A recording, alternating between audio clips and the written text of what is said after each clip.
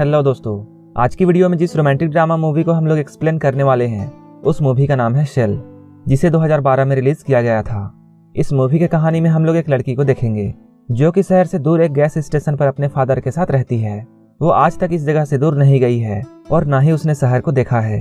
यहाँ आसपास लोग भी नहीं है, जिस वजह से वो बहुत अकेला फील करती है। एक दिन अपने अकेलेपन को दूर करने के लिए वो अपने फादर के साथ सोती है। इसके बाद क्या होता है ये हम आगे मूवी में जानेंगे। तो चलिए इस मूवी को शुरू करते हैं। मूवी के स्टार्टिंग में हम लोग एक सुनसान इलाके को देखते हैं। इस इलाके में लोग बहुत कम आते थे। वहीं पे हमें एक गैस स्टेशन दिखाई देता है। जब भी कोई बड़ी गाड़ी रास्ते से गुजरती थी तब गैस स्टेशन हिलने लगता था और घर के अंदर रखी हुई सारी चीजें भी वाइब्रेट होने लगती थी। यहीं पे हम लोग एक 17 साल की लड़की को देखते हैं और वो अपने फादर के साथ इस गैस स्टेशन पर रहती थी। उसके फादर का नाम पीट है। ये दोनों यहाँ लंबे समय से रह रहे थे। पीट यहाँ कार रिपेयरिंग का काम भी करता था, लेकिन उसे मिर्गी की बीमारी थी और कभी कभी उसे मिर्गी के दौरे पड़ते थे। जब भी उसे मिर्गी के दौरे पड़ते थे शेल उसकी देखभाल करती थी और उसके दांतों के बीच में कपड़ा रख देती थी ताकि पीट की जीभ उसके दांतों के बीच में न आ जाए। ये जगह काफी सुनसान था और लोग यहाँ बहुत कम आते थे। यहाँ दिन भर में 1-2 गाड़ियां गुजरती थी। रात में इस जगह पर बहुत ठंड पड़ती थी और रूम में बिना हीटर के रह पाना बहुत मुश्किल हो जाता था। अगले दिन शेल जब उठती है तब उसके पास एक गाड़ी आकर रुकती है। उस कार से एक आदमी बाहर आता है। उसका नाम ह्यू था। वो इनकी गैस स्टेशन का रेगुलर कस्टमर है। वो अपनी कार में फ्यूल डलवाता है। इसके बाद वो पैसे पे करके वहां से चला जाता है। ह्यू 2 दिन बाद वापस आने वाला था। वहीं दूसरी ओर हम लोग पीट को देखते हैं जो कि काफी देर से एक कार को रिपेयर कर रहा था। तभी सेल उसके पास जाती है और वो अपने फादर से थोड़ा आराम करने के लिए कहती है। रात को जब ये लोग डिनर कर रहे होते हैं तभी पीट को अचानक मिर्गी का दौरा पड़ता है। इसके बाद सेल जल्दी से एक कपड़ा उसके मुंह पर रख देती है। शेल और पीट के लिए ये सब आम बात थी क्योंकि पीट को अक्सर मिर्गी के दौरे पड़ते थे। रात में इनके फ्यूल स्टेशन के पास एक गाड़ी आती है। ये उनका रेगुलर कस्टमर एडम था। वो अपने काम से लौटकर पब जा रहा था। कुछ देर बाद एडम यहाँ से चला जाता है। इसके बाद हम लोग सेल को देखते हैं। यहीं पे हमें ये बात पता चलती है सेल इस जगह को छोड़कर कहीं नहीं जाती है और उसने आज तक शहर भी नहीं देखा है।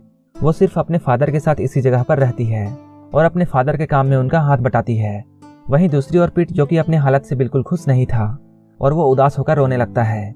तभी इनके शॉप पर कोई आता है और वो दरवाजे को नॉक करता है। जब ये लोग रात में दरवाजा खोलते हैं तब वो आदमी इनसे कहता है यहाँ से कुछ दूर उसकी कार का एक्सीडेंट हो गया है और उसे हेल्प चाहिए। इसके बाद पीट और सेल उसकी हेल्प करने के लिए वहां जाते हैं। उस आदमी की कार से एक हिरन की टक्कर हो गई थी और इस सुनसान जगह पर ऐसा होता रहता था। वो हिरन बहुत तड़प रहा था और वो बहुत तकलीफ में था, इसलिए पीट उसे वहां जाकर मार देता है। इसके बाद पीट और सेल उन दोनों को अपने घर में लाने लगते हैं। उनका नाम रॉबर्ट और क्लियर था। ये दोनों हस्बैंड वाइफ थे। इसके बाद जब सुबह होती है तब ये दोनों यहाँ से चले जाते हैं। इसके बाद फिर से पीट और सेल अकेले हो जाते हैं। एक बार पीट जब नहा रहा होता है तब सेल उसके पास आती है और वो उसे पीछे से छूने लगती है। सेल पीट से पूछती है क्या आप मेरे से प्यार करते हो? पीट उससे कहता है हाँ, मैं तुमसे बहुत प्यार करता हूँ। रात में ये दोनों अपने अपने कमरे में सोने चले जाते हैं, लेकिन तभी अचानक इनके घर का हीटर खराब हो जाता है। इसके बाद सेल को ठंड लगने लगती है। इसके बाद वो पीट के कमरे में जाती है और वो उसके साथ सोने लगती है। पीट उससे पूछता है तुम सोने के लिए यहाँ क्यों आई हो? सेल उसे बताती है घर का हीटर खराब हो गया है, इसलिए मुझे अपने कमरे में बहुत ठंड लग रही थी। पीट उससे कहता है तुम यहाँ नहीं सो सकती हो, लेकिन सेल यहीं सोने लगती है। इसके बाद पीट वहां से उठ जाता है और वो हीटर को ठीक करने के लिए चला जाता है। वो हीटर ठीक करने की कोशिश करता है, लेकिन रात होने के कारण वो ठीक नहीं कर पाता है। इसके बाद वो सेल के साथ ही सो जाता है। जब सुबह होती है तब पीट एक पल के लिए अपने आप को नहीं संभाल पा रहा था, लेकिन अचानक वो सेल से दूर हट जाता है। इसके बाद वो हीटर को ठीक करने के लिए चला जाता है। कुछ देर बाद ह्यूक यहाँ आता है। वो शहर से सेल के लिए कपड़े लेकर आया था। उसके कपड़े को देखकर सेल बहुत खुश होती है और वो ह्यूक को गले से लगा लेती है। इसके बाद वो अपना काम करने लगती है, लेकिन ह्यूक के दिल में भी अब सेल के लिए फीलिंग आनी शुरू हो जाती है। इसके बाद वो सेल को पीछे से पकड़ लेता है, लेकिन सेल ह्यूक को मना करती है। इसके बाद ह्यूक वहां से चला जाता है। इसके बाद हम लोग पीट को देखते हैं जो कि अभी तक हीटर को ठीक करने में लगा था। सेल उसके पास जाती है और वो कहती है आपको इतनी मेहनत नहीं करनी चाहिए। पीट उससे कहता है मैं रोज तुम्हारे साथ नहीं सोना चाहता हूँ, इसलिए आज मुझे इस हीटर को ठीक करना होगा। कुछ देर बाद एडम यहाँ आता है।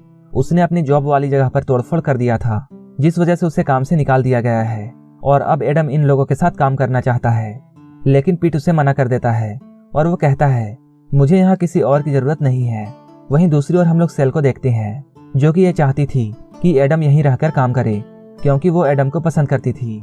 एडम जब यहाँ से जाने लगता है तब वो सेल को भी अपने साथ आने के लिए कहता है, लेकिन सेल उससे कहती है उसे अभी बहुत काम है और वो उसके साथ नहीं आ सकती है।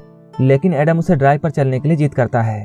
इसके बाद सेल मान जाती है और उसके साथ ड्राइव पर चली जाती है और ये दोनों कार में ही इंटीमेट होते हैं।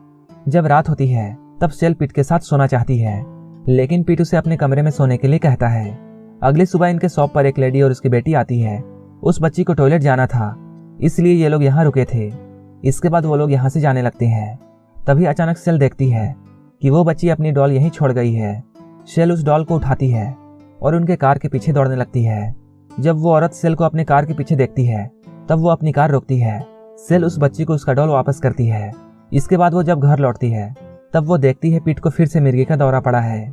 सेल बहुत घबरा जाती है और वो जल्दी जल्दी में अपना हाथ पीठ के दांतों के बीच रख देती है, जिससे उसका हाथ इंजर्ड हो जाता है। उस रात जब ये लोग सो रहे होते हैं उसी वक्त पीठ सेल से ये कहता है, दिन में मुझे ऐसा लग रहा था जैसे तुम मुझे छोड़कर चली गई।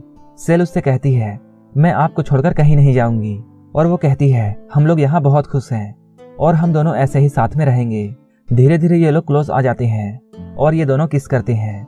तभी सेल खुद को संभालती है और वो पीठ को रोकती है।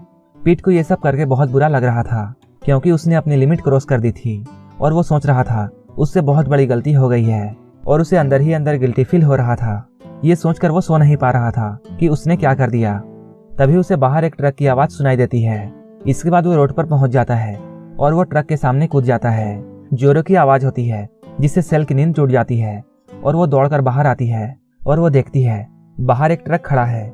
जब वो पास जाती है तब वो देखती है पीठ मर चुका है। पीठ के मरने से सेल को बहुत बुरा लगता है क्योंकि उसके फादर ही उसके लिए सब कुछ थे और उसने आज तक बाहर की दुनिया नहीं देखी थी। उसके फादर ही उसकी दुनिया थे।